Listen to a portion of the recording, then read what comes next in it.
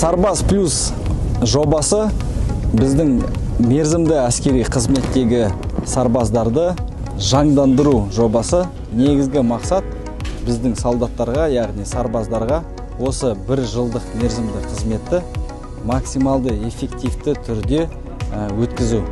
Бір жылдың ішінде біздің әскери қызметшілеріміз ағылшын тілін үйреніп шығады, шахматтан дәрежесін ала алады, спортпен күнделікті шұғылданады, одан бөлек джиу-джитсудан разряд ала алады. Яғни бір жылды мүмкіндігінше тиімді қолданады деп айтуға болады. Еліміздің конституциясына талаптарына сәйкес Қазақстан Республикасын қорғау әр азаматтың қасиетті борышы.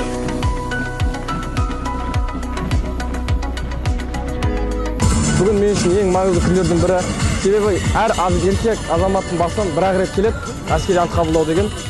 Өте қуаныштымын. Және де жақындарымды, бауырларымды осылай қарулы күштер қатарына кіріп, қару ұстауды ұсынамын. Келіңіздер. Сарбаз плюс жоба бұл заманауи әскер және жастардың, сарбаздардың жан-жақты дамуына мүмкіндік беретін үлкен жоба. Сондықтан барлықтарды шын жүректен құттықтаймын. Бүгін ұлым ант қабылдады менің, Құдай қаласа. Үлкен ұлым әскерден жақында келді. Бүкіл сарбаздарды бүгінгі ант қабылдау күнімен құттықтаймын. Аман есен үйлеріне борыштарын өтеп, ата-аналарына баруларын тілеймін. Балаларыңызды әскерге жіберіңіздер. Азамат еркек болып, ер жігіт болып шығады.